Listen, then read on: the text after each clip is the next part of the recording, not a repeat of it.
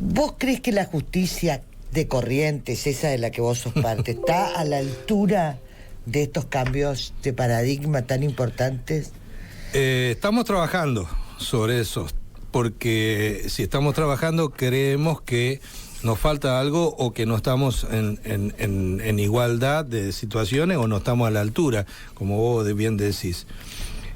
Nosotros los jueces no deberíamos estar lejos del problema para tener la distancia del análisis y comprensión del tema, pero debemos estar cerca para conocer la realidad social.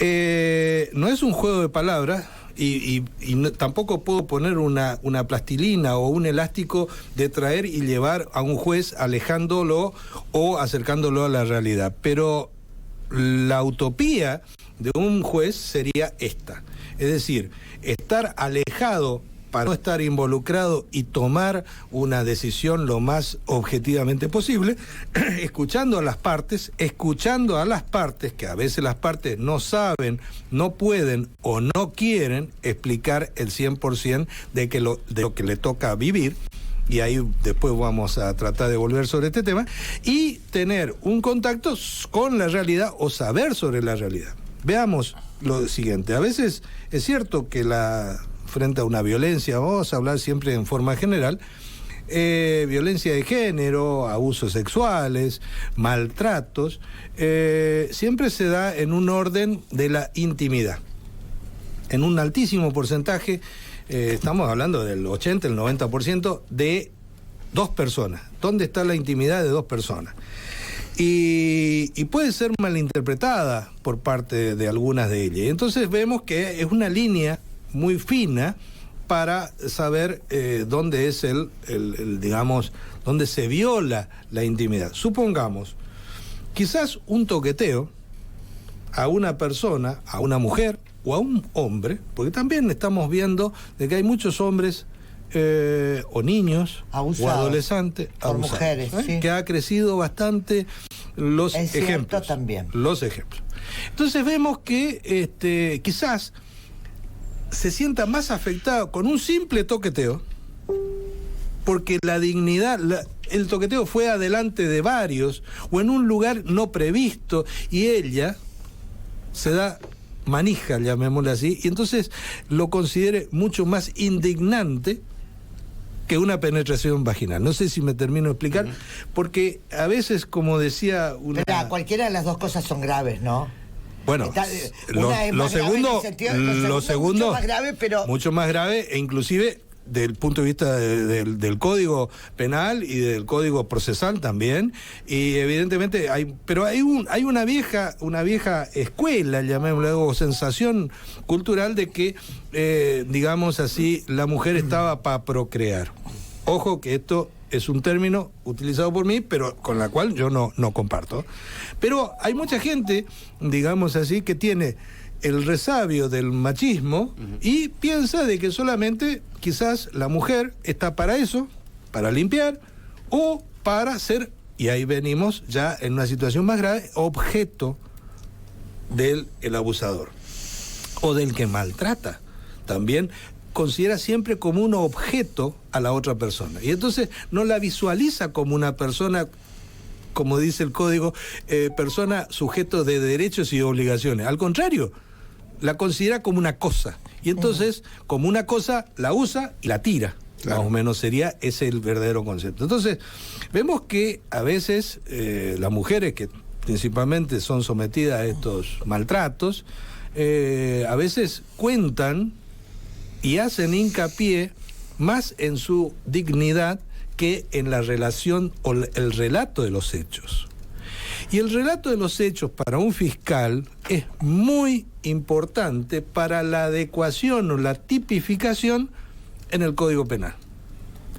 En base a eso, deberá aplicar alguna de las reglas procesales que están vigentes. ¿Qué es lo que se ve? Ahí está, vos le querés preguntar algo. ¿Qué es lo que se ve comúnmente? Que la mujer a la hora de ir a hacer la denuncia no habla realmente lo que le pasó. No.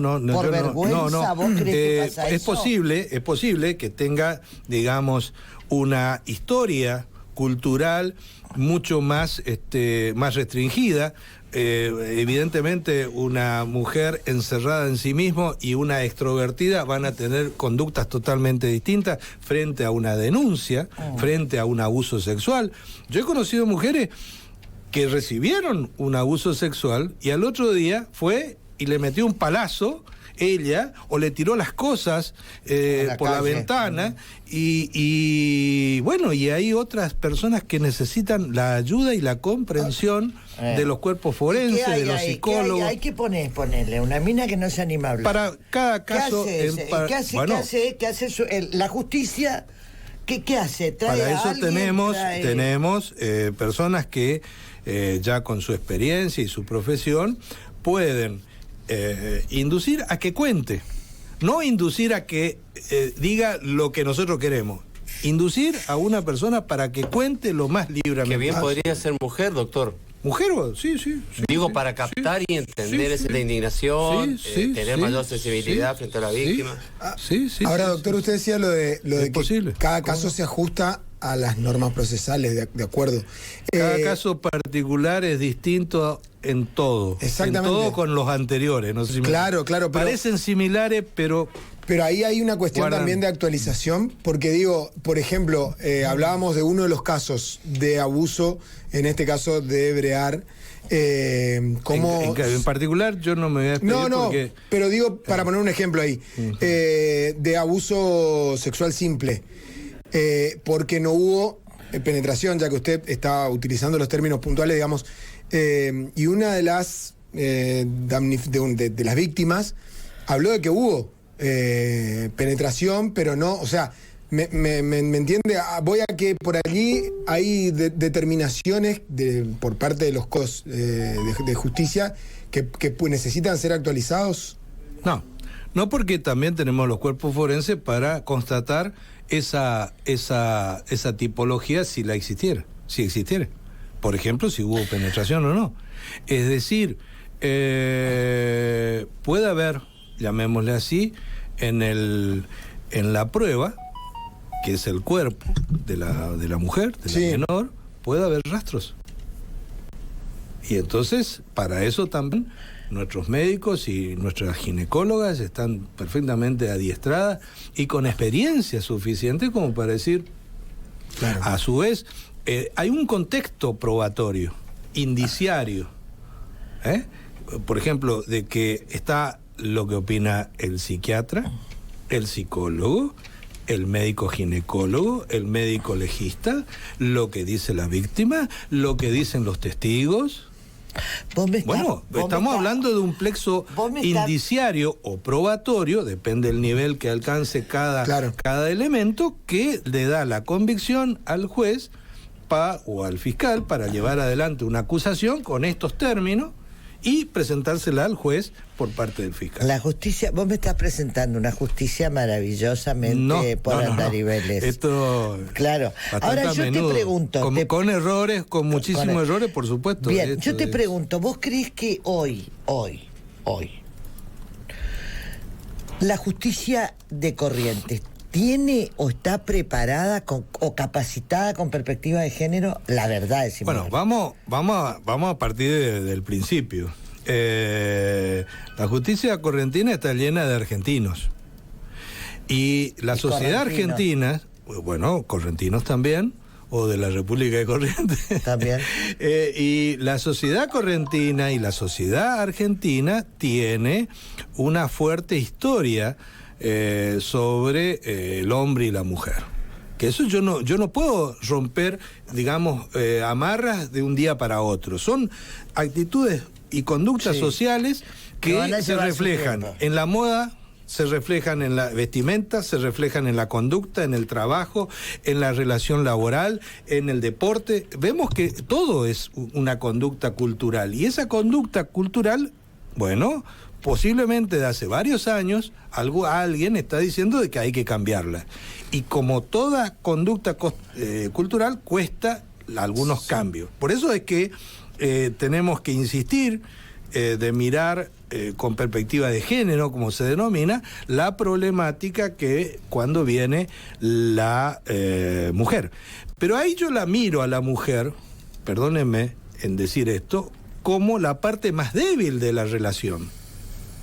A veces yo también he tomado decisiones frente a dos hombres y hay uno siempre más débil y el otro más fuerte. Por eso es que ha producido un delito. Si no, nadie hubiera cometido ningún delito. Siempre, a veces, el más débil está en los siempre, niños. Evidentemente, partimos siempre hay un eslabón más débil. Un eslabón más débil. Y yo siempre, como yo dije antes que aparezca toda esta movida con respecto al género, que yo siempre me ubicaba.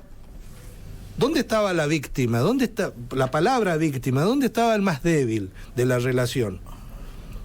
Y a veces, por supuesto, en muchísimos casos encontraba a la mujer. Y nos poníamos de ese lado cuando dictábamos una sentencia. Yo siempre cuento que hemos avanzado y hemos avanzado muchísimo. Yo fui secretario por primera vez ya en los años 80.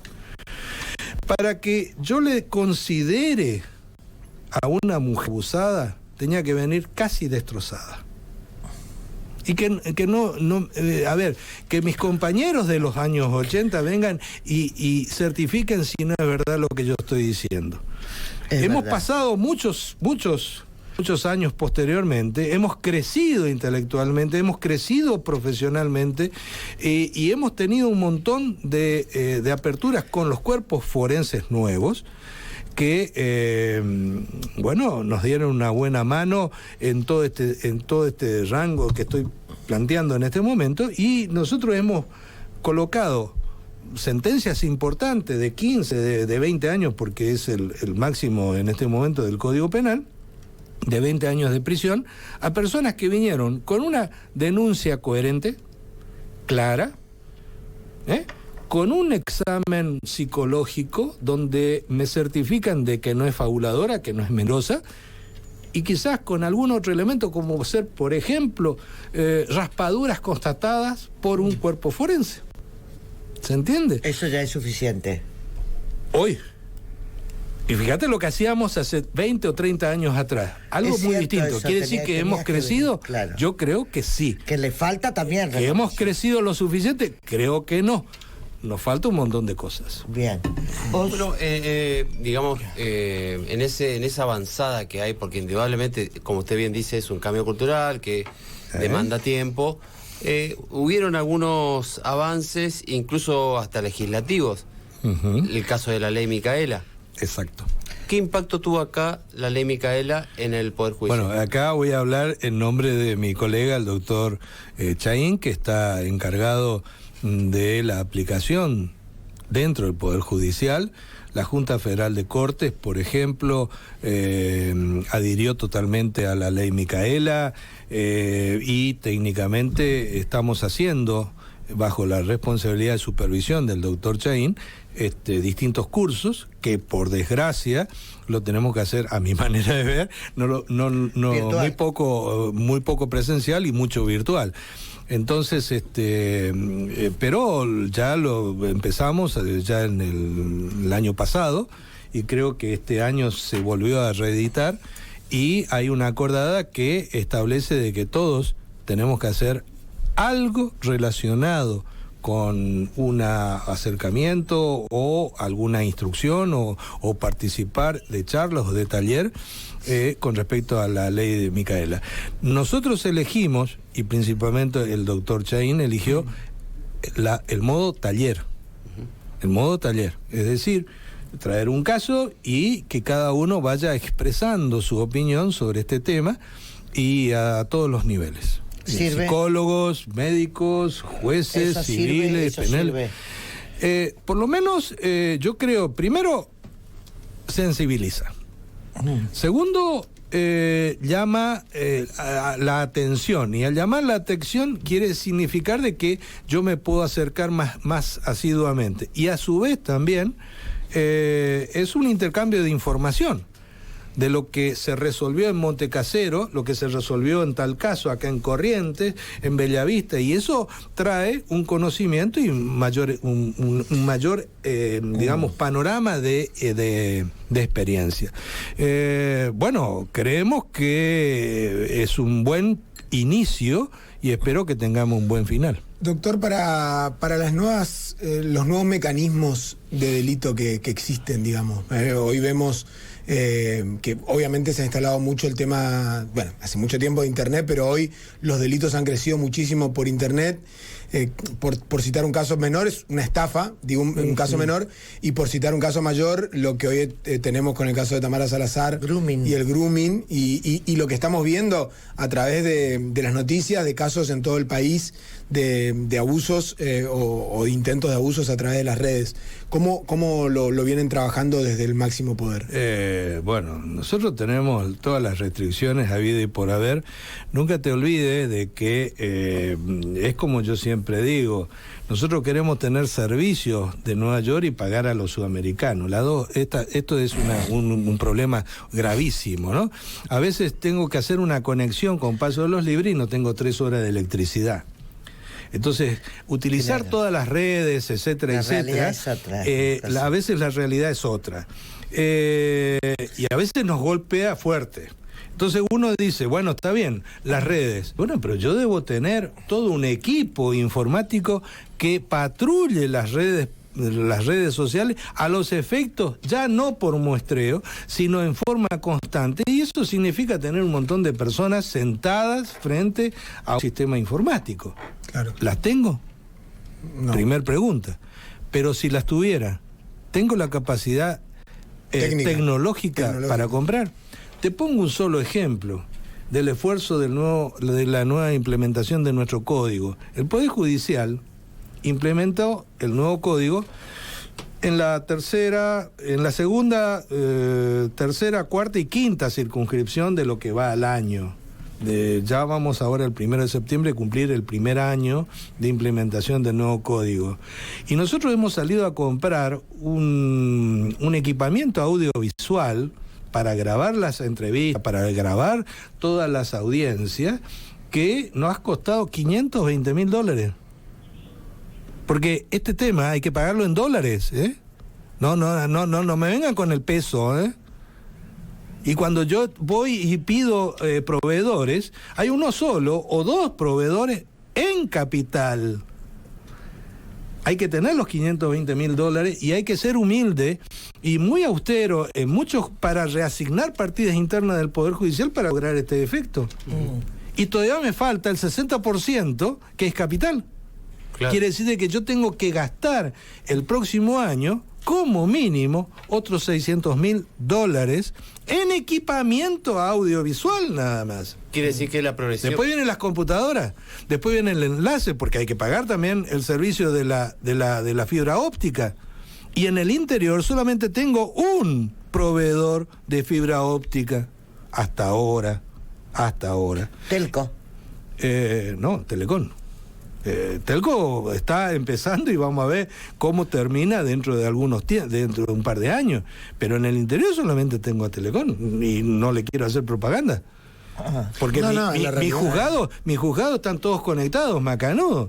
Pero a veces los juzgados de paz no tienen luz. Nosotros estamos garantizando algunas cosas. Por ejemplo, le estamos poniendo el grupo de electrógeno, que es antiambiental, diría una pariente mía muy cercana, y paneles solares. Pero no nos alcanza todavía para todos los edificios que tenemos en funcionamiento, todo diseminado por toda la provincia. Y a su vez también, a veces, yo me acuerdo que en Bellavista tuvimos 4 meses, por una desgracia se cortó la fibra óptica, un juzgado sin conexión. Claro. Es decir, que la progresión en el avance de la implementación del nuevo código tiene un factor importante que es el económico. ¿Sí? Yo diría técnico y cambio cultural del pensamiento de las personas. Es decir, a los nuevos problemas no tengo que darle solución pensando en el 2 años atrás. Bien, ahora te quiero traer, porque si no se me van a quedar miles de preguntas y no quiero que te me escape porque acá que te vuelva a traer va a ser complicado. Que viajé a Montecasero, Mercedes, Curuzú, tengo que ir mañana a Saladas y... Claro, y es complicado. Pero espera, el tema, ¿por cuándo el Superior Tribunal de Justicia decide, por ejemplo, en el caso, el último que recuerdo, en el de Tamara Salazar, que se eleve a un nuevo juicio pese a ya haber habido una sentencia? ¿Cuándo deciden eso? ¿Cuáles son los elementos que debe tener los ministros de la Corte para elevar una causa porque fue un mal juicio? ¿Cuáles son los elementos? Bueno, en principio, llamémosle así, en ese caso particular yo ya me despedí, así que podría hablar y está firmada la sentencia con total responsabilidad. O sea, que vos crees que la sentencia de Tamara está bien. Hay un juicio en donde se plantea el homicidio calificado por violencia de género. Eso pide la querella. La Fiscalía solicita homicidio simple. De los 3 integrantes del tribunal original, 2 absuelven por falta de elementos probatorios suficientes, es decir, no estaba probada debidamente o acabada la relación entre imputado y víctima. Hay uno de los vocales que entiende que se dio en el contexto de homicidio simple. Frente a todas estas cuestiones, tanto la Fiscalía como la querella y la defensa, por supuesto, han casado la sentencia. En el Superior Tribunal, en ese momento, entendimos que la causa tenía mérito suficiente para entrar a casación. Y como segunda medida, 4 integrantes del Superior Tribunal entendieron que la sentencia era nula porque se pidió una cosa, se resolvió otra cosa, y que los elementos probatorios, daban para un nuevo juicio. Yo entendí que no había suficiente elementos probatorios y para un nuevo juicio. Se debía confirmar la absolución. De ahí viene lo que conocemos nosotros como el reenvío, es decir, el Superior Tribunal envía al nuevo tribunal, al tribunal para que con otra conformación, con otros jueces, realice un nuevo juicio. El resto de los ministros opinó distinto a vos porque se realizó el otro. Se está haciendo. Esto, con el nuevo código, es impensado. ¿Por qué? Porque no hay más reenvío. Con el nuevo código que se está implementando lo que dice el juez en en el sur, instancia. Digamos así, si nosotros teníamos datos suficientes como para volver a hacer un juicio, lo hacíamos y se acabó. Pero no hay un reenvío, hagan de nuevo ustedes lo que yo pienso. Bien. No, si yo tengo una variación en el pensamiento jurídico o procesal o lo que sea... ¿Es bueno? Yo creo que sí. Yo creo que sí, porque lo estamos implementando. Usted dice que el nuevo código no permite un reenvío y lo que habría que hacer en ese caso sería un nuevo juicio. No, lo hubiéramos hecho en la audiencia, presente la parte querellante, los representantes de la víctima, la defensa, el imputado y hubiéramos dicho, ahí se resuelve. Hacemos una nueva audiencia. O implementamos una audiencia y se ventila todo. Ahí está, pero ¿qué es lo que se evita? ¿Que esto vaya al superior y que el superior decida? Claro, que haya un poco más de mora, que haya mora en la decisión judicial. Bien. Entonces, lo que quiere el nuevo código es que, si nosotros entendimos que estaba mal hecho el juicio, el primer juicio, lo solucionemos nosotros y pongamos la condena nosotros. Y yo lo estoy simplificando, pero hay todo un proceso que hay que hacerlo para que no se viole el debido proceso legal y principalmente la defensa. Doctor, ¿no? Quiero vincular esto de casación, pero con otra causa. Nosotros lo hablamos fuera del aire, pero es una información que estamos manejando y es sobre la causa Piattoni.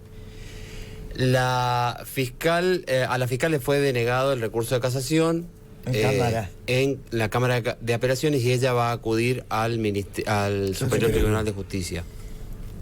Tiene prevista una audiencia con uno de esos ministros. Nosotros entendemos que podría ser usted quien... no sabía. Los pajaritos. Claro. No sabía del rechazo, y bueno, supongo que la fiscal, si insiste en su posición, tiene el recurso de queja, digamos, y en base a eso se puede hacer una audiencia o presentar un escrito para que nosotros llamemos el expediente, en todo caso, y se resuelva. Claro. Por sí o por no, a ver si es correcta la casación o incorrecta, no sé. Los extremos no quiero profundizar, porque primero no los conozco y voy a resolver, y por lo tanto no quiero prejuzgar. Bien. Claro. Sí. ¿Alguna pregunta más que le quieran hacer específicamente? No, era esta. Bien. Específicamente yo quiero hablar. ¿No tenemos plus? No tenemos plus. Ahora te pregunto, El Poder Judicial nunca pagó el plus. Yo hablaba con vos la vez pasada de que el sentido común a veces, y acá te pido tu total criterio, a veces no siente ni la prensa ni la sociedad, porque nosotros de cierta forma somos un poco los intermediarios entre lo que dice la gente y lo que pasa en la justicia. Estamos en el medio. Nexo. Muy bien. El sentido común a veces, con una sentencia, con un fallo, está tan distanciado de la realidad social de la gente. ¿Vos crees, como máxima, una de las máximas autoridades, mira, le falta? Me gustaría, nosotros cuando vamos a resolver o cuando entramos en una audiencia, hacemos, los prosecretarios o los secretarios nos hacen una síntesis de cada caso que se llama, o le decimos, radiografía. Así dentro de nuestro concepto. Y yo las guardo. Desde que soy juez de sentencia, o empecé a dictar sentencias, o participar, igual que en el Superior Tribunal, yo guardo todo. Algún día capaz hago una síntesis y una especie de escrito. Porque hay cada caso en particular, y a veces hay anécdotas graciosas y otras no muy graciosas. Al contrario, muy serias y muy agobiante para la personalidad de muchas personas, de mucha gente. Entonces, es evidente que nosotros, hace mucho tiempo, el Poder Judicial le está haciendo algunas críticas. Primero, no nos comunicamos bien con la sociedad. Por eso es que a partir del año 2008, 2009, recién como gran cosa tenemos una persona de prensa.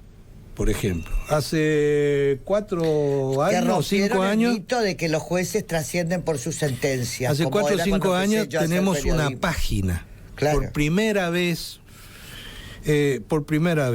Como segunda medida también, a veces no hablamos claro. Y entonces, hace un par de años, se hizo una movida para que contemos en nuestra sentencia y no... utilizar el latín, a ver si es necesario, pero a veces tenemos que ser más claro, más llano en nuestros comentarios. A su vez, en toda audiencia, si está el público o está la víctima o el propio imputado, de que el juez haga una explicación del caso. Te voy a contar un solo ejemplo. El otro día me voy a Paso de los Libres,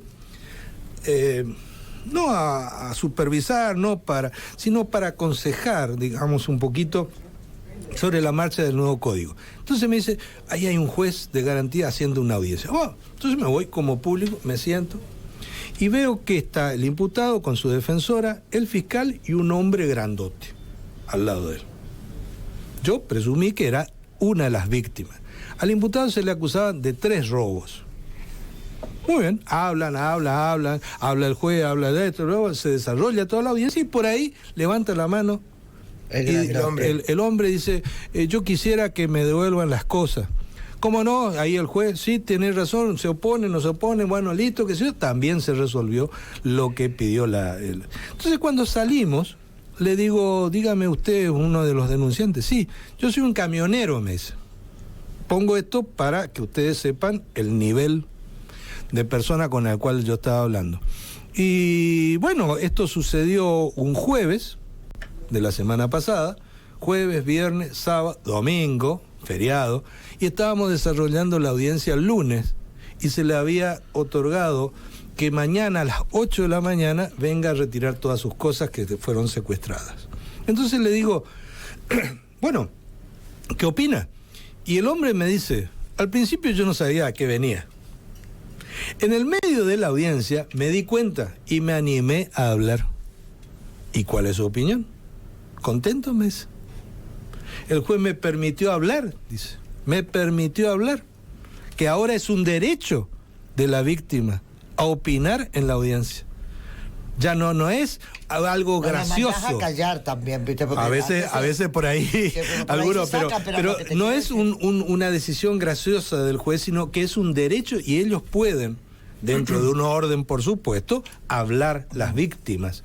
Y bueno, habría que ver si tenemos que establecer restricciones para hablar con el imputado, no podría, pero bueno, habría que ver en cada caso cómo se ordena la palabra de la víctima, que puede ser una persona ignorante, no educada, con formalmente, con poca educación formal o con mucha educación formal. No sé, esto significa de que hoy el nuevo código le va a permitir a la víctima ser escuchada y principalmente oída, porque en el caso que yo estuve presente, él pidió que le devuelvan las cosas y el juez le corrió traslado a la otra parte, qué sé yo, y resolvió que mañana a las 8 de la mañana.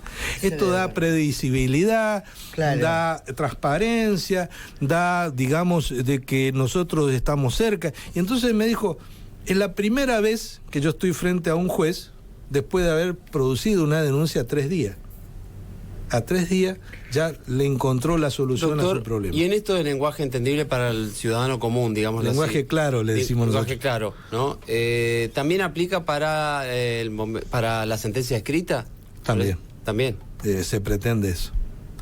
Porque suele ser algo larga, con una estructura... Sí, bueno, difícil, ya la Corte Suprema fijó cantidad de renglones, cantidad qué bueno eso. de hace ya varios años para lograr algo que no tenga 300 hojas. Claro. No me acuerdo en este momento, creo que son...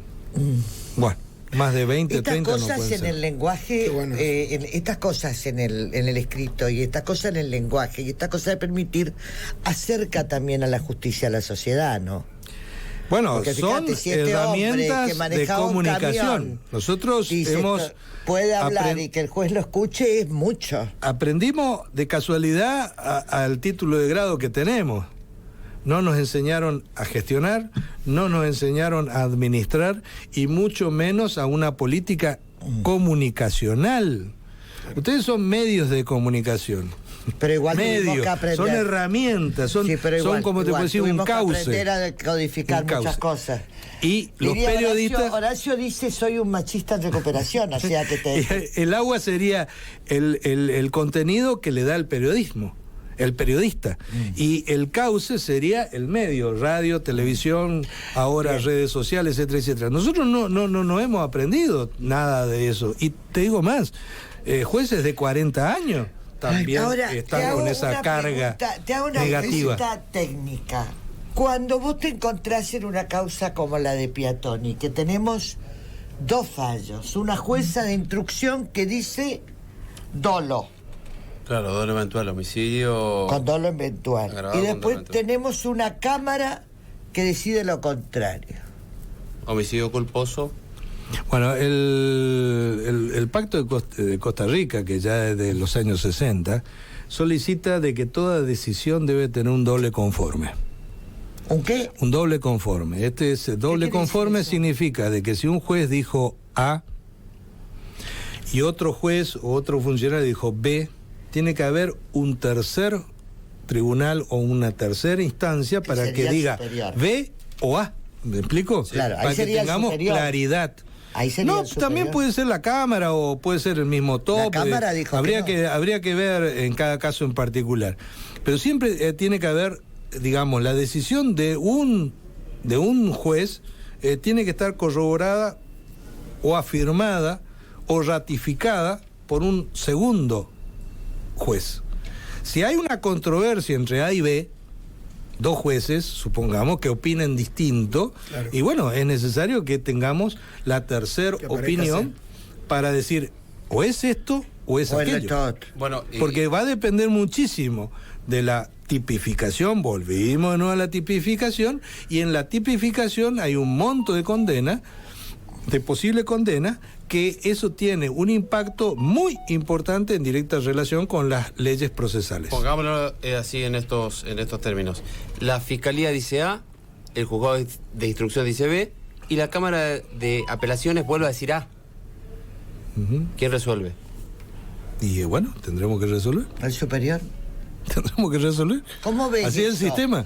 ¿Cómo Así es el ves sistema. eso? ¿Cómo No, yo no ves veo, eso? no veo porque no lo tengo que ver al caso. Claro, y claro, cuáles por son eso- los extremos por eso lo de pongo en cada caso, yo no tengo la menor idea de qué se valen ambas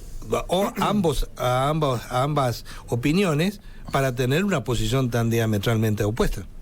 Claro. Cuando son escandalosos los Pasa que hay los casos delitos, distintos. Hay casos para una y otra decisión, hay jurisprudencia que lo avala. Porque acá contó el abogado de Piatoni que hay casos Es que- iguales donde Te fallaron. vuelvo a repetir, parecen iguales todos los casos, pero ninguno es igual. Bueno, ahí está la habilidad de ustedes. Bueno, claro. los No, casos, no. Los casos Yo o te digo- sentencia o los fallos. No, a los casos. veces nosotros Pero llamamos en el mismo caso la tenés doctrina doble culpa. o la jurisprudencia para avalar o cimentar mi posición. Pero en la utopía de la lógica, Sí. yo tendría que explicar sin eso, no sé si me tengo Sí, que explicar. sí, Y clarísimo. en base a eso, tomar una decisión. Ahora bien, para, digamos, convencer más a ustedes o a la sociedad o a las partes, traigo jurisprudencia, traigo doctrina, porque a veces es muy clarificador el pensamiento de algún doctrinario o alguna decisión de algún juez con algún tema. Entonces lo traigo para fundamentar y Bien. que me sirva, como te puedo explicar, como trampolín de lo que yo quiero explicar. Bueno, espera. ¿Entiendes? Clarito. Ahora, Espera, porque bueno. le quiero dos preguntas quiero hacer para después despedirle, porque si no Sí, me me tengo encanta que ir. este tema. Y Me a tengo que nosotros ir, me nos tengo gustaría que ir. tenerte más. Cuando las situaciones son escandalosas para la sociedad, ¿ustedes sienten la presión social? por supuesto.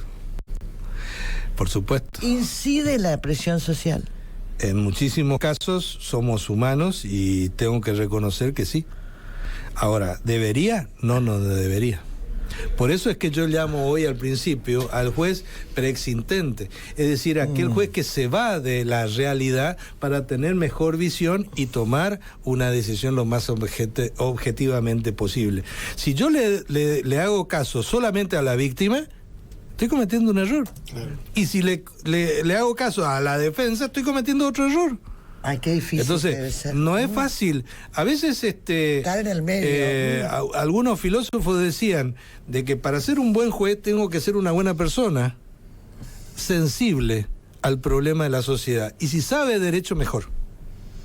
Si sabe derecho, mejor. Bien. Es decir, una persona que entienda el problema social que le viene porque viene como un conflicto. Claro. Quiere decir que Entre dos personas, pero a veces no es solamente dos personas, Quiere sino decir- es todo un andamiaje cultural y social que trae el conflicto en otras palabras, al ajustarse a tribunal. derecho no siempre es justicia.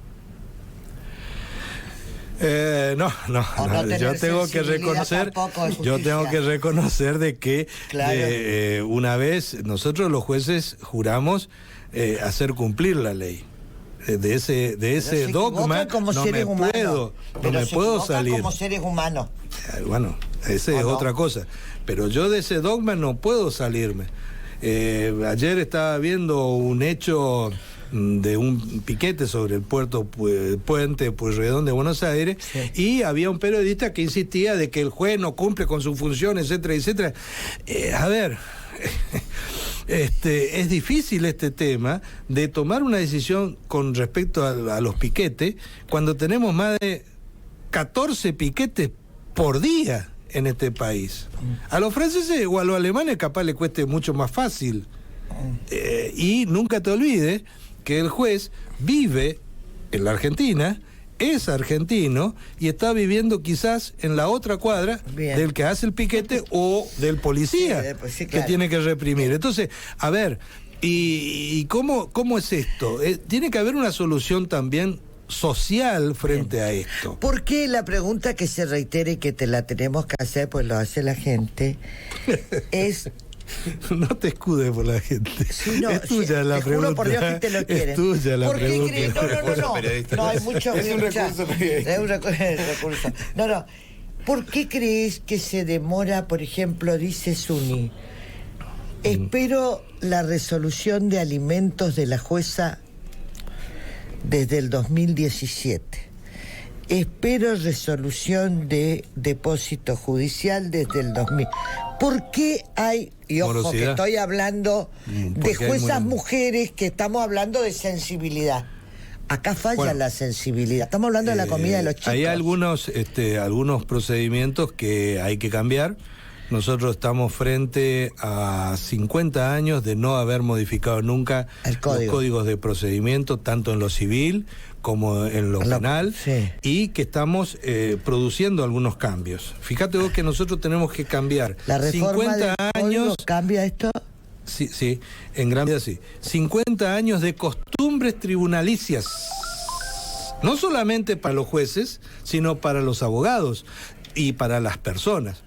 Entonces fíjate vos que en lo penal, por ejemplo, si yo no tengo audiencia para exponer mi caso o la teoría de mi caso, no voy a tener ninguna posibilidad de tener una decisión por parte del juez.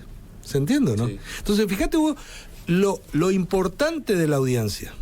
Además, en la audiencia tengo inmediatez, pero ojo. Supongamos que voy a una audiencia, en este caso, de alimentos, y solicito alimentos, y no justifico los alimentos, seguro que voy a recibir una decisión en contrario. O me olvidé de pedir algo, y ya se acabó la audiencia, vos no me podés volver a pedir otra audiencia, pues te acordaste y de tu error y de tu olvido. Como queda todo grabado, ahí va a haber justificación y la persona va a estar presente, la víctima y victimario, los litigantes van a estar presentes. También en el Código de Procedimiento no Penal nosotros vamos a tener que hacer una fuerte inversión, amén de lo que ya estamos haciendo en penal, que bueno, veremos de dónde salen los fondos, porque no los tenemos. Hago bien la aclaración, y no es por culpa del Poder Ejecutivo, del Poder Legislativo, del Poder Judicial.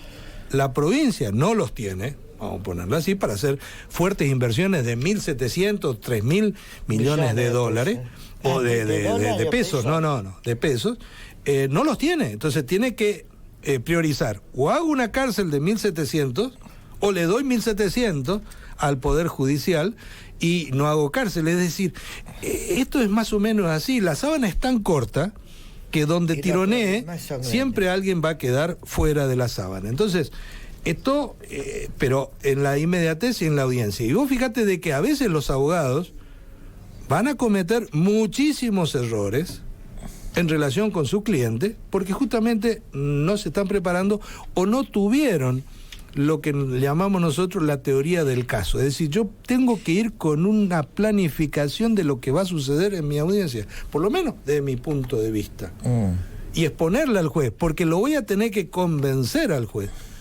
Uno de los temas que tenía mucha vinculación con la mora era de que los jueces nos atrincherábamos atrás del expediente. ¿Está claro? Vos me presentabas un escrito, ese escrito se manejaba, se administraba, me daba 10 días para pensar, después yo tenía tantos días para resolver, y entonces pensaba mucho sobre tu caso. ¿Está claro? Sí. Y resolvía.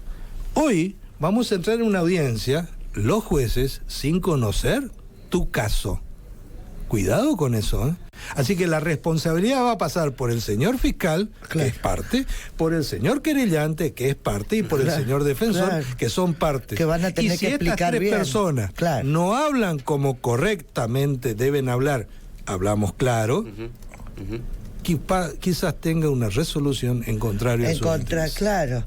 Ahora, Negligencia, impericia, falta de preparación, falta de capacitación. Bueno, vamos de a eso esperar podemos ansiosamente el nuevo código, pero lo que sí te piden, por lo menos 2 mujeres, dice, que primero es muy buena la entrevista, dictar sentencia es materializar el derecho que surge de la ley, me dicen acá. ¿tienes razón? No es fácil porque siempre En base hay a lo partes alegado y interesadas. probado, yo agregaría. No, y dice En por base eso, a lo alegado y probado. no es fácil porque siempre hay partes interesadas de los dos lados, pero el tema alimento es un tema que dicen que escarecía. Todo es prioritario. El de alimento La es una libertad cosa- de una persona es lo primero que tenemos que garantizar.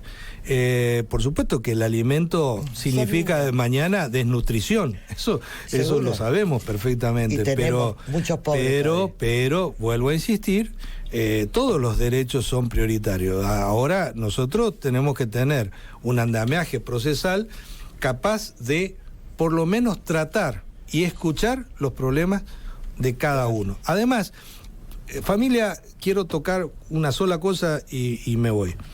En el tema, por ejemplo, qué sé yo, no sé, pagaré, sucesión, el tema que ustedes quieran, incluso el peor delito, se hace un legajo, ayer se hacía un expediente y se resuelve.